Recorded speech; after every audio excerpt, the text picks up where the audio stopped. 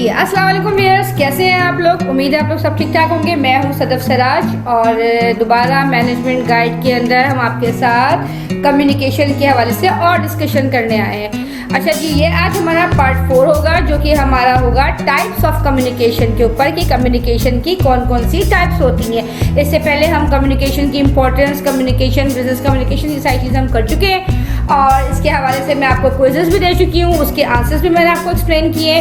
अब हमारा part 4 session start होगा जिसमें हम डिस्कस क्या करेंगे, types of communication. Okay viewers, तो शुरू करते हैं अपना टॉपिक।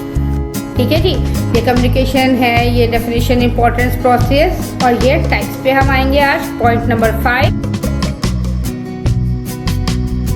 टाइप्स ऑफ कम्युनिकेशन क्या होती है, कौन कौन सी होती है, किस किस तरीके से हम कम्युनिकेशन करते हैं। अच्छा, इससे पहले एक बार डिस्कस करना आपसे बहुत ज़रूरी है कि टाइप्स ऑफ कम्युनिकेशन को, अगेन बातें सारी वही हैं जो हमने पहले डिस्कस की, लेकिन वो घुमा फिरा के, क्योंकि अब हमारे कोर्स में है तो हमें इनको लेकर चलना है। टाइप्स ऑफ कम्युनिकेशन बेसिकली क्या होती है, एक तो one way communication, to way communication. ये तो हम सबको मतलब है कि जैसे वैसे समझ ही आ रहा है, अल्फाज जो यूज़ हो रहे हैं वन वे और टू वे से बिल्कुल क्लियर है कि वन वे कम्युनिकेशन क्या होगी। वन वे कम्युनिकेशन वो होगी जिसमें भाई हम जो है एक तरफ से डिस्कशन चल रही है और कोई जवाब नहीं है, ठीक है। उसमें जो है न्यूज़पेपर आपने पढ़ लिया या कोई भी ऐसी डॉक्यूमेंट जिसमें आप जवाब नहीं दे सकते, आप फीडबैक नहीं कर सकते। और टू वे कम्युनिकेशन वही है जो हमने प्रोसेस ऑफ कम्युनिकेशन में डिस्कस किया था। जब पूरा का पूरा आपका प्रोसेस कंप्लीट होता है, फीडबैक आता है, तो वो हो जाएगा टू वे कम्युनिकेशन, यानी दूसरे तरफ से रिसीवर भी सेंडर को जवाब सवाल कर सकता है। अब हम प्रॉपर की तरफ देखते हैं। One way communication involve the transfer of information in one direction only from sender to receiver, यानी सेंडर अपनी बात, अपना पैगाम रिसीवर तक पहुंचा देगा। There is no opportunity for the receiver to give feedback to the sender, but if sender gives feedback then it becomes two way communication. For example, weather report on television, अगर कोई weather report TV पे चल रही है और आपको पता है कि वो बता रहा है आपके एरिया में बारिश हो रही है या होने वाली है, और आपको पता है कि ऐसा कुछ हुआ ही नहीं है, तो क्या आप उसके मुंह पे बोल सकते हो? वो तो अपनी वन वे कम्युनिकेशन कर रहा है। न्यूज़पेपर में कल को आपके बारे में कोई खबर छप जाती है और आपको 100% पता है कि वो गलत है, तो क्या आप उसको कोई जवाब दे सकते? हाँ, ये हो सकता है कि नेक्स्ट डे आप कुछ और अपना उसमें तरदीद या तारीफ कुछ भी आप अपना डाल सको, लेकिन उस वक्त आपके साथ नहीं हो सकता। रिकॉर्डेड म्यूजिक है, CD ऑन द CD है, बिलबोर्ड मैसेजेस जो आप एडवर्टाइजमेंट देखते हैं, सारी वन वे कम्युनिकेशन आपके दिमाग में वो चीज़ें बैठती चली जाती हैं। इसी तरह अच्छा, वन वे कम्युनिकेशन है। अब आप टेलीफोन पे आ जाए, टू वे कम्युनिकेशन है। एक आगे से सलाम करता है तो आप आगे से जवाब देते हैं। चैट रूम है, हमारे मैसेंजर्स हैं, उसमें चैटिंग होती है, वो चैट रूम है। तो ये सारी एग्जांपल्स हो गई टू वे कम्युनिकेशन की तरफ, ठीक है। अब इसके बाद हम प्रॉपर जो टाइप्स ऑफ कम्युनिकेशन है उसकी तरफ आएंगे। ओके जी, moving towards types of communication. अच्छा जी, अब ये जो हम टाइप्स ऑफ कम्युनिकेशन की तरफ आ रहे हैं, टाइप्स ऑफ कम्युनिकेशन, ये जी हम इसको 3 हिस्सों में बांटते हैं, ठीक है जी। नंबर 1 ये है, नंबर 2 ये। नंबर 1 है in the basis, on the basis of expression, यानी एक्सप्रेशन के हिसाब से, इजहार के हिसाब से कम्युनिकेशन इस तरीके से होती है। फिर है on the basis of organisation structure, organisation की स्ट्रक्चर के हिसाब से मुख्तलिफ मौक़ों में मुख्तलिफ किस्म की कम्युनिकेशन की जाती है वो।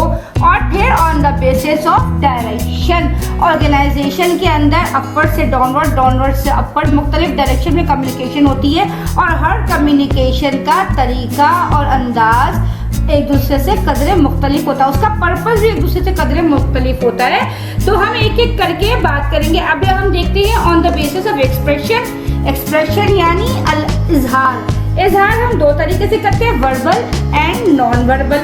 वर्बल और नॉन वर्बल में, वर्बल मैंने आपको पहले ही बताया था, वर्बल जिसमें हम वर्ड्स का इस्तेमाल करते हैं, और नॉन वर्बल जो बगैर अल्फाज के की जाने वाली कम्युनिकेशन है। वर्बल में अगेन ये आती है रिटन कम्युनिकेशन, ये आती है ओरल कम्युनिकेशन। अच्छा जी, अब हम यहाँ पे जो देख रहे हैं वो है वर्बल कम्युनिकेशन। हम on the basis of expression बात कर रहे हैं, तो वर्बल कम्युनिकेशन आ रही है, ओरल कम्युनिकेशन। उसके वर्बल कम्युनिकेशन के अंदर हम डिस्कस करेंगे oral communication and written communication.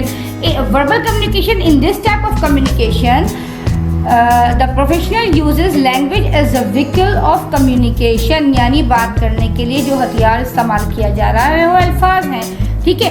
Oral communication यानी इसमें दो तरह की कम्युनिकेशन होती है, एक जो हम ज़बानी करते हैं, एक हम लिख कर करते हैं। ओरल कम्युनिकेशन हो गई a face to face interaction between sender and receiver, यानी आमने सामने की जाने वाली बातें, उसमें हम एक दूसरे का चेहरा देखें या आमने सामने बात करें। उसमें आप ज़ाहिर सी बात है आप प्रेजेंटेशंस बनाते हैं, दूसरों के सामने प्रेजेंट करते हैं ऑफिस में, या फिर हम इंटरव्यूज़ में सामने जाते हैं, या हम टेलीफोन पे बात करते हैं। इसके अलावा कॉन्फ्रेंसेस में, मीटिंग्स में जहाँ स्पीचेस होती हैं, या हम अपनी एक आइडियाज़ शेयर करते हैं, या कोई एक नॉर्मल डिस्कशन, ये सारी ओरल कम्युनिकेशन में आएगा। फिर हम आते हैं रिटन कम्युनिकेशन में।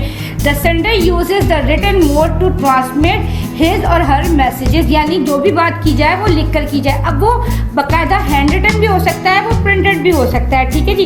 तो इसमें जो हैंड रिटन और प्रिंटेड दोनों हो सकता है।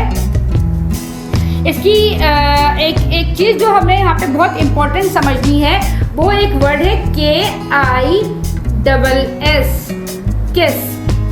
किस से मुराद ये है keep it simple and short, यानी आप कोई भी बात जो करें वो शॉर्ट होनी चाहिए और सिंपल होनी चाहिए। जैसे कि हमने पहले पढ़ा था कि बात का मकसद ये ना अल्फाजों के साथ खेलना नहीं होता है। अगर आपको मैसेज तरीके से लिखना है तो आपके अल्फाज और आपकी बात शॉर्ट हो, टू द पॉइंट हो और समझ में आने वाली सिंपल हो।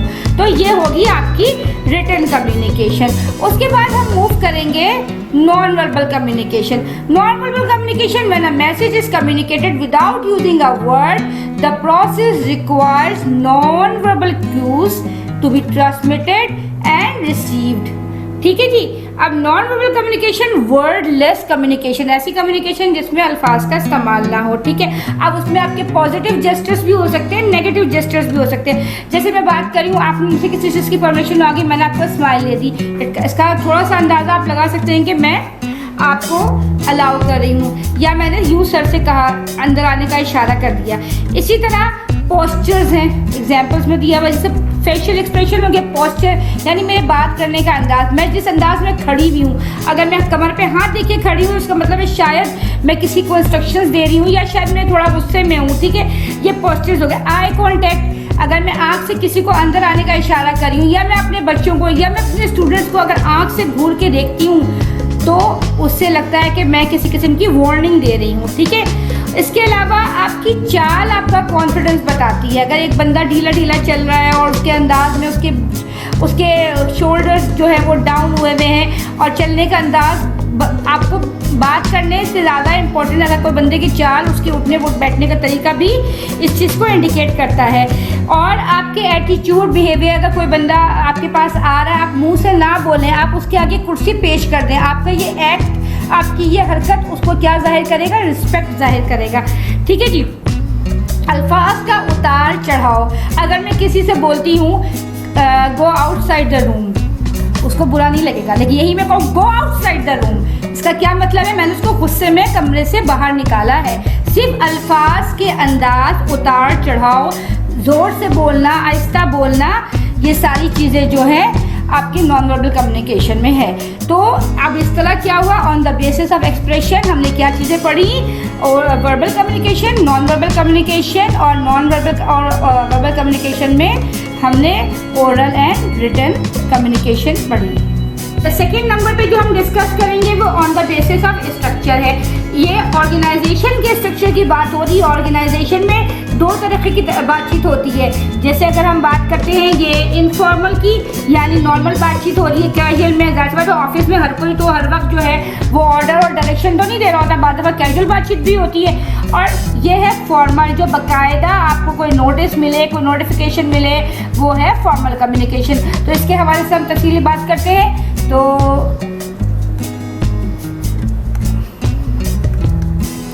अच्छा जी, फॉर्मल कम्युनिकेशन के बारे में, फॉर्मल कम्युनिकेशन क्या होगी?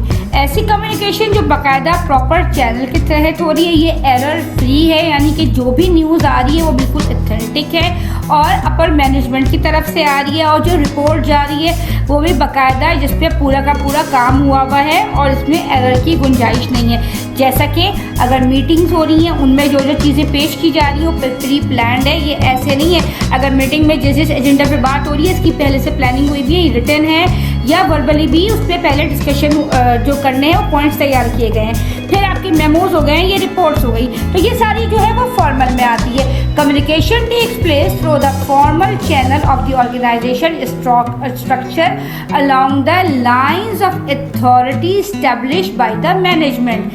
कैसे?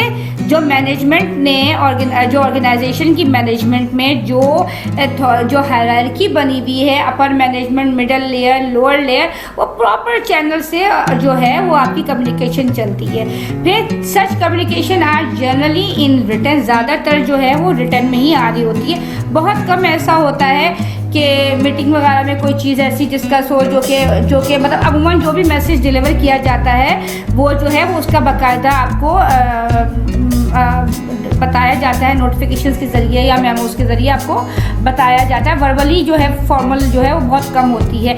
देखिए, may take any of the forms, कौन कौन सी हो सकती हैं? ये पॉलिसीज़ होती हैं ऑर्गेनाइजेशन में, अगर किसी किस्म की चेंजेस होने जा रही हैं या हो रही हैं तो इसकी पॉलिसी जो होगी जैसे आजकल कोविड चल रहा है, अब कोविड के हिसाब से बहुत सारी चीज़ें चेंज हुई हैं, तो हो सकता है अगर आपको वर्बली अगर किसी मीटिंग में कोई चीज़ ऐसी डिस्कस कर दी गई कि भाई आपने अब जो है ये SOP है, इसके ऊपर आपने अमल करना है, आपने मास्क पहनने हैं, आपने सैनिटाइजर यूज़ करना है, आपने डिस्टेंसिंग करनी है, तो लेकिन ये आपको रिटर्न वे में भी इसका बाकायदा आपको नोटिफिकेशन दिया जाएगा। ठीक है जी, मैनुअल्स हो गए, प्रोसीजर्स हो गए, इसके अलावा रूल बुक्स है, हर ऑर्गेनाइजेशन की कुछ रूल्स होते हैं, उनकी बाकायदा एक बुक्स होती हैं, मेमोरेंडा हो गया और ऑफिशियल मीटिंग्स, रिपोर्ट्स, ये सारी की सारी जो है ना वो फॉर्मल में आती हैं। उसके बाद हम मूव करते हैं इनफॉर्मल कम्युनिकेशन। इनफॉर्मल कम्युनिकेशन क्या है? ये वो कम्युनिकेशन होती है जो कि इसकी कोई पकड़ नहीं होती है, यानी अगर इसमें ये भी नहीं है कि ये बाय द वे होने वाली बातचीत है। जनरली क्या होता है, इससे जो होता है आपस के पीयर्स में, कोलीग्स में या ऑर्गेनाइजेशन में सबऑर्डिनेट और उनके मैनेजर्स के दरमियान में एक अच्छा रिलेशन, एक अच्छी एटमॉस्फेयर बिल्ड होती है। हर वक्त एक बंदा जो आपका ऑफिसर है वो बिल्कुल ही डिक्टेटर बनता रहेगा, बहुत डिस्टेंस क्रिएट कर देगा अपने एम्प्लॉयज़ के साथ, तो एम्प्लॉयज़ अपनी कोई प्रॉब्लम जो है वो आपके साथ अच्छे से डिस्कस नहीं कर पाएंगे। और आप यूरोपियन कंट्रीज़ में देखिए और ज़्यादातर बड़ी मल्टीनेशनल कंपनीज़ में देखिए तो वहाँ के बॉसेस तो खुद आके एम्प्लॉयज़ के साथ ऐसे घुल मिल के बैठते हैं कि मतलब पता ही नहीं चलता कि एम्प्लॉय कौन है और बॉस कौन है। ज़ाहिर सी बात है, इससे क्या होता है उनके रिलेशंस बहुत मजबूत होते हैं। ठीक है जी, अब ये रिलेशंस जो है अच्छा, इनमें ये है कि आपकी कॉफ़ी शॉप में होने वाली गुफ्तगू ये भी आपकी इनफॉर्मल कम्युनिकेशन में होगी, और उसमें क्या है कि ज़रूरी नहीं है कि ये की जाने वाली कम्युनिकेशन ये ऑथेंटिक हो, ये 80% ये र्यूमर्स पे होती है, और बाज़ र्यूमर्स जो है वो इंटेंशनली भी फैलाई जाती हैं। जैसे कि अगर फर्स्ट करें, अगर आप बॉस से अपने कोई रिक्वेस्ट करें, कोई प्रॉब्लम शेयर करें, वो आपकी बातें सुन रहा है और आप उससे कोई छुट्टी मांग रहे हैं, तो वो हो सकता है आपसे कह दे कि होपफुली मैं कोशिश करता हूँ। इसका मतलब ये नहीं है, ये एक इनफॉर्मल कम्युनिकेशन थी, इसका कोई मतलब, इसकी कोई गारंटी नहीं है, ऑथेंटिसिटी नहीं है कि आपको वाकई में छुट्टी मिलेगी। हाँ, ये ज़रूर है कि वो कोशिश करेगा।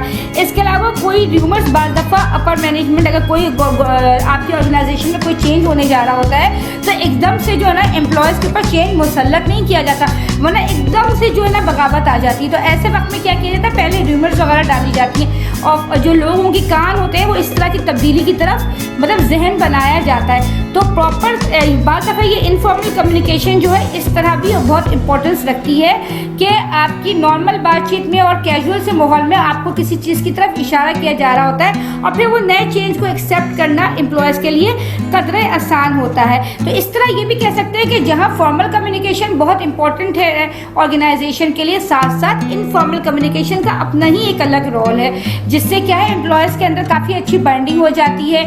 और सेकेंडली बहुत सारी जो चेंजेस आने वाली हैं उनके बारे में अपने आप को और जो अपर मैनेजमेंट है उसके लिए आसान हो जाता है एम्प्लॉयज़ को मेंटली प्रिपेयर करना। ठीक है जी, तो यहाँ से ये हम डिस्कस करेंगे आपसे जो है कम्युनिकेशन जो है वो डायरेक्शन के हवाले से। तो यहाँ पे आपको एक हायरार्की नज़र आ रही है जिसमें प्रेसिडेंट, डायरेक्टर, उसके बाद आपको मैनेजर, उसके बाद नीचे असिस्टेंट तक जा रही है, ठीक है जी। और आपको यहाँ पे डाउनवर्ड कम्युनिकेशन नज़र आएगी, अपवर्ड कम्युनिकेशन दिखाई देगी और लैटरल कम्युनिकेशन आपको दिखाई देगी। यही वो टाइप है जिसमें कम्युनिकेशन करने के तरीके कदे चेंज हो जाएंगे, ठीक है जी। अपवर्ड कम्युनिकेशन में क्या होगा कि upward communication is the process of information flowing from lower level of hierarchy to the upper level, and the function of upper communication is to send information, suggestion, complaints, grievances of lower level workers to the manager above. अब यहाँ पे क्या बात समझ में आ रही है? Upward communication क्या होगी? जो कम्युनिकेशन नीचे से ट्रेवल करके जा रही है ऊपर की तरफ, ठीक है जी। अभी आपको मैं यहाँ पे शो करती हूँ, कम्युनिकेशन जो है नीचे से आपको नजर आएगी, ऐसे ट्रैवल कर रही है ये वाली अपवर्ड की तरफ, ठीक है जी। अब ये कौन लोग कंप्लेन कर रहे हैं? ये लोग कंप्लेन कर रहे हैं जो आपके लोअर लेवल के एम्प्लॉयज हैं, असिस्टेंट्स हैं। असिस्टेंट मैनेजर से कह रहा है, मैनेजर डायरेक्टर से कह रहा है, डायरेक्टर आगे बढ़ रहा है। यानी कि इसमें क्या हो सकती है? क्या इसमें ऑर्डर दिए जाएंगे? क्या इसमें इंस्ट्रक्शन दी जाएंगी? बिल्कुल भी नहीं, ठीक है जी। क्योंकि लोअर से अपर साइड पे जा रही है, तो इसमें क्या हो सकती है? इसमें आपकी कंप्लेन हो सकती है कि कोई भी किस्म की यानी कि प्रॉब्लम्स हैं, कोई तकलीफ़ है, अगर कोई डिसीजन ऑर्गेनाइजेशन ने लिया है और वो उसकी वजह से एम्प्लॉयज़ को फेस करना पड़ रहा है, तो वो लोग क्या कर सकते हैं? आपसे कंप्लेन कर सकते हैं कि हमें ये चीज़, इसके लिए कोई ऑल्टरनेट रास्ता निकाला जाए, क्योंकि ये चीज़ हमारे लिए जो है फिजिबल नहीं हो रही है। या फिर आपको नीचे से कोई एम्प्लॉय आपके किसी डिसीजन में कोई भी चेंजेस आई है या कोई भी इम्प्लीमेंटेशन आई है किसी भी नई पॉलिसी की, आप लोग क्या कर सकते हैं? एज अ लोअर लेवल जो है नीचे वाले एम्प्लॉयज़ क्या कर सकते हैं? अपना सजेशन दे सकते हैं कि जी आपने ये भी पॉलिसी की, इसको अगर हम थोड़ा सा ऐसे कर लेते या इसकी टाइमिंग हम ज़रा ऐसे कर लेते, ये आपकी सजेशन हो सकती है। आप किसी अपने बॉस की कंप्लेन कर सकते हैं अपर लेवल तक जाके, अगर आपकी जो इमीडिएट बॉस है उसके साथ आपको कोई प्रॉब्लम्स आ रहे, कोई आपके इश्यूज आ रहे, कॉन्फ्लिक्ट्स आ रहे, तो आप क्या कर सकते हैं? प्रॉपर चैनल के तहत जो है अपर मैनेजमेंट में कंप्लेन कर सकते हैं। या अपनी कोई तकलीफ, ग्रीवनेस है, आपको कोई प्रॉब्लम्स आ रही हैं, आपकी पर्सनल बेसिस पे कोई प्रॉब्लम आ रही है, आप थोड़ी सी अपर लेवल से या अपने बॉसेस के साथ थोड़ी सी आप किसी किस्म की जो है रिलैक्सेशन चाहते हैं, तो ये सारी जो कम्युनिकेशन होगी वो डायरेक्शन के हिसाब से कहाँ जाएगी? लोअर से अपर तरफ, ठीक है। फिर आती है डाउनवर्ड कम्युनिकेशन। डाउनवर्ड कम्युनिकेशन क्या होगी? वो कम्युनिकेशन जो अपर मैनेजमेंट कर रही है आपके लोअर एम्प्लॉयज के साथ, ठीक है जी। अब वो तो ये नहीं हो सकती कि कंप्लेन करें या कोई प्रॉब्लम करें या कोई डिस्कशन करें, क्यों? ये तो बाकायदा एक फॉर्मल कम्युनिकेशन चल रही है। तो इसमें ज़्यादातर क्या होते हैं? आपको ऑर्डर्स दिए जाते हैं सबऑर्डिनेट्स को, और उसमें कोई इंस्ट्रक्शंस दी जाती हैं कि हमने जो नया प्रोजेक्ट बनाया है उसमें इतनी टाइम लाइन है, उसको इस टाइम पे ख़त्म करना, उसमें ऐसा मतलब ये बाकायदा एक आपका प्रॉपर जो होता है इंस्ट्रक्शंस और ऑर्डर यानी कि कमांड्स दी जा रही होती है, ठीक है। ये डाउनवर्ड कम्युनिकेशन यानी कि ये अपर मैनेजमेंट से लोअर के साइड पे आएगा।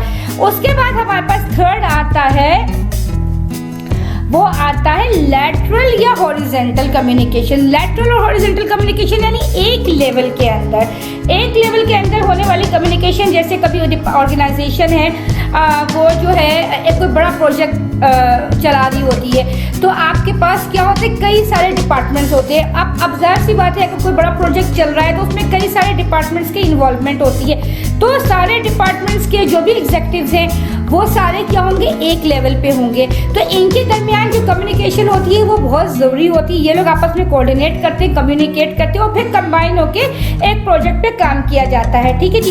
ये डिपार्टमेंट से अब डिपार्टमेंट के अंदर भी हो सकती है, एक लेवल के जो बॉसेस हैं या एक लेवल के टीम लीडर्स के दरमियान हो सकती है। अगर आपको IT ही के हवाले से कोई प्रोजेक्ट करना है, आपके मुख्तलिफ टीम लीडर्स हैं, आपने मुख्तलिफ पोजीशन में काम बांटा हुआ है, तो 2 या 3 टीम लीडर्स जो हैं आपस में जो है अपने प्रोग्रेस के बारे में कम्युनिकेट कर सकते हैं। तो इसमें क्या होता है? डिजिग्नेशन जो है वो सेम लेवल के होते हैं, ठीक है। तो इस तरह की जो कम्युनिकेशन होती है वो आपकी हॉरिजॉन्टल या लैटरल कम्युनिकेशन होती है। ऐसी तमाम कम्युनिकेशन जिसमें हायरार्की के हिसाब से की जाने वाली डिस्कशन एक लेवल के लोगों के साथ की जाती है। डाउनवर्ड में क्या होगा, डाउनवर्ड कम्युनिकेशन में क्या होगा, आपके बॉसेस जो हैं आपको ऑर्डर देंगे, यानी ऊपर से नीचे की तरफ जाएंगे।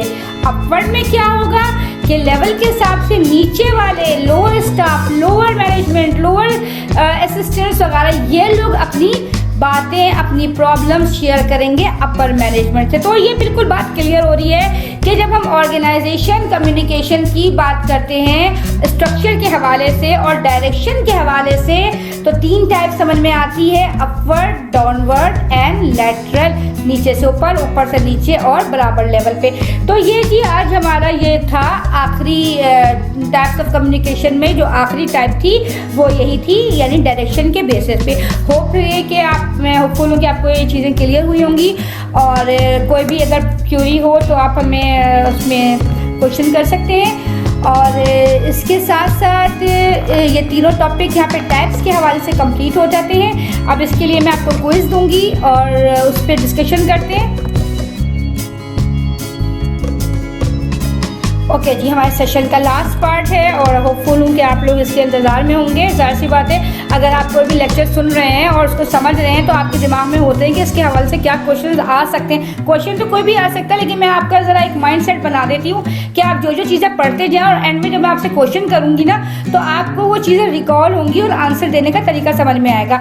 अभी अगर हमारा क्वेश्चन नंबर 6 आ रहा है, यहाँ पे देखिए, differentiate between 1 way and 2 way communication. ये बिल्कुल ही सिंपल सवाल है कि 1 वे और 2 वे कम्युनिकेशन में क्या फ़र्क होता है। एग्जाम्पल के साथ बता देंगे तो बिल्कुल ही मतलब लोअर लेवल का क्वेश्चन है।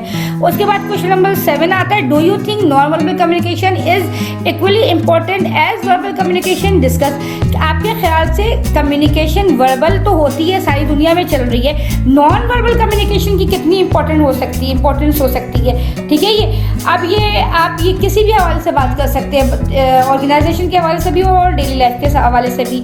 क्वेश्चन नंबर 8 ये है, discuss the importance of formal and informal communication in organisation.